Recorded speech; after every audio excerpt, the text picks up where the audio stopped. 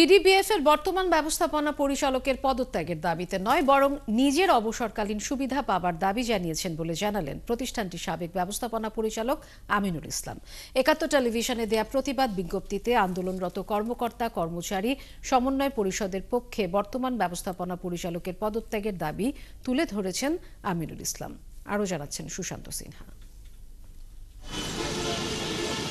সরকারি ক্ষুদ্র ঋণ বিতরণকারী সংস্থা পল্লী দারিদ্র্য বিমোচন ফাউন্ডেশন পিডিবিএফ এর সামনে এখন শুনশান নীরবতা। নেই গেল কয়েকদিনের আন্দোলনকারীদের কেউ।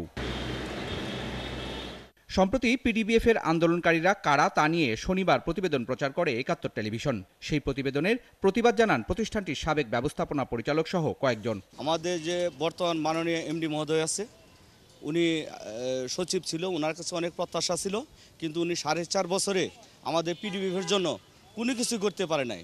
সেই জন্য আমি ওনার পদত্যাগ চাচ্ছি। উনি আওয়ামী লীগ কর্তৃক নিয়োগ, আওয়ামী লীগ সরকার যেহেতু পদত্যাগ করেছেন এবং বিভিন্ন বিভাগের প্রধান যেহেতু ইতিমধ্যে পদত্যাগ করেছেন এবং কাউকে অপসারণ করা হয়েছে, আমাদের দাবিও এমডি মহোদয়কে মাননীয় সচিব মহোদয় অপসারণ করবেন। আমি এখনও চাকরিতে বহাল আছি। আমার যে বিরুদ্ধে প্রসিডিং কন্টিনিউ আছে।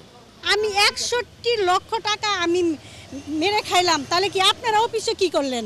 হ্যাঁ, এই যে আমরা অনেকগুলো চাকরিচ্যুত হয়ে রয়েছি, আমরা 20 দিন এখানে 200, 250, 300, 500 এরকম কর্মী আমরা প্রতিদিন আন্দোলন করলাম। আমারও বলছে যে অভিজ্ঞতার সার্টিফিকেট জাল। তো এই পর্যন্ত আমার ইতিহাসে এই বয়সে বা অন্যান্য যারা আছেন তারা শোনে নাই অভিজ্ঞতার সার্টিফিকেট জাল। এই প্রতিষ্ঠানে যারা চাকরি আমাকে দিয়েছেন। আন্দোলনরত কর্মকর্তা কর্মচারী সমন্বয় পরিষদের পক্ষে বিবৃতি দেওয়া আমিনুল ইসলাম জানান, বর্তমান এমডির পদত্যাগ নয়, বরং নিজেদের আটকে থাকা পেনশন সহ সুবিধাদি পাওয়ায় তার দাবি। আমার দাবি একটাই, যে আমি চাই যে আমাদের টাকা পয়সা যেটা পাই অবসরোত্তর সুবিধা সেই টাকা আমাদের দিয়ে দিতে হবে। 3 বছর পরে জবাব দেওয়ার পরে অডিট অধিদপ্তর বলছে যে একটা জবাবও সঠিক না। তারা এই যে 41টা জবাবের একটা জবাব তারা হ্যাঁ, এটা হলো 17, 18, 18, 19, 19, 20 এই 3 বছর অডিট। আপত্তি আমলের কোনো বিষয় না। এটা মদন মোহন শাহ ছিলেন, মাহবুবুর রহমান ছিলেন।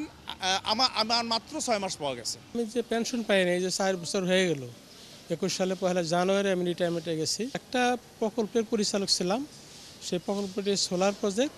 গেল কয়েকদিন ধরে পিডিবিএফ এর বর্তমান ব্যবস্থাপনা পরিচালককে অবৈধ ঘোষণা করে তার অপসারণের দাবিতে আন্দোলন করছিল বেশ কিছু কর্মকর্তা কর্মচারী। সুশান্ত সিনহা, একাত্তর, ঢাকা।